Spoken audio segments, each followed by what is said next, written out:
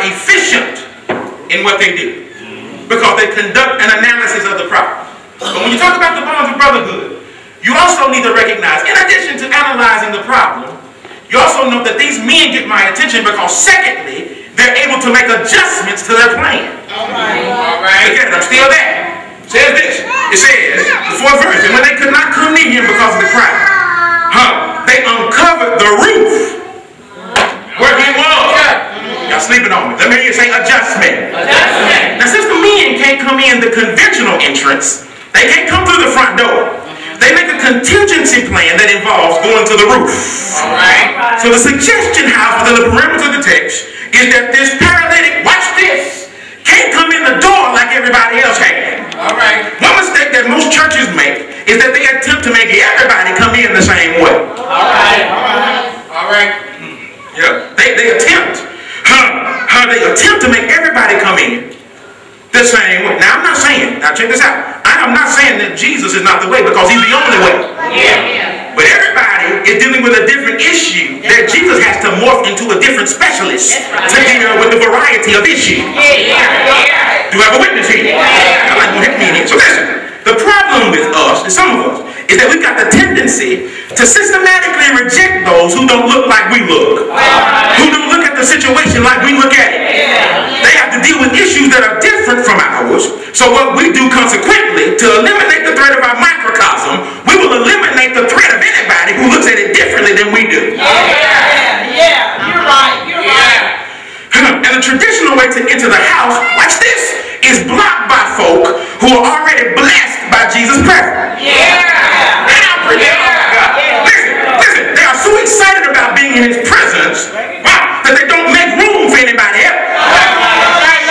So what the men do, and there's only four, let me see, let me say four up there. So what they do is find an alternate route. They sketch another plan to get this man to the master. They go to the roof. Now in Hebrew and Judaic time, roofs were not built like the roofs we have now.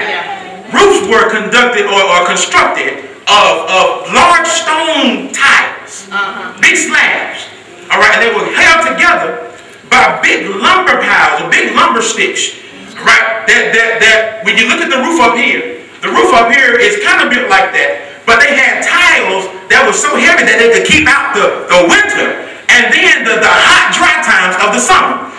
So what these men have to do is they have to detach and deconstruct something that's already in place because they have a man with special needs. That's right. That didn't even come out like I wanted it to, but I ain't got a lot of time.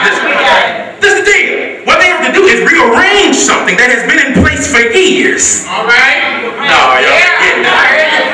They have to reconstruct something and rearrange something that has been in existence and been the same way for years because this man can't come through like everybody else has.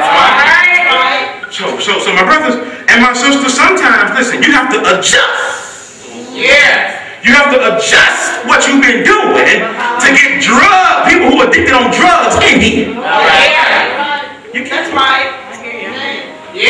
People who have been dealing with abuse, we can't treat them the same way as somebody who had two parents in the same household. When people with special needs, you have to construct, let me hear you say, a contingency plan. That's right.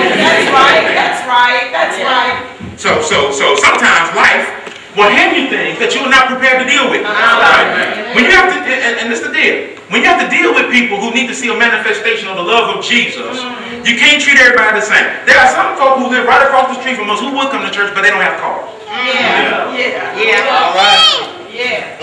So it's insane for me to talk about you come and walk over here in 20-degree weather when I have a vehicle by which I can get you over here. That's right. So how are they going to get, my question is, if they don't have vehicles and we don't go get them, how are they going to get to a place where they can receive assistance? And what frustrates me, and it might change when I get over the pot, but what frustrates me is that people who are already in church want people to come in already saved.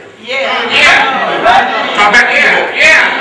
You want them coming in the door wearing church clothes. You want them coming in with high-paying jobs so they can come out the gate giving. I'm knowing church decorum and Christian ethics. Yeah. But what you notice about the paralytic is that he wouldn't have needed the 4 men if he could have come in just like anybody else. That's right. So what the church does is block the entrance, and that's why it's so important for these men to be radical in their adjustments. Yeah.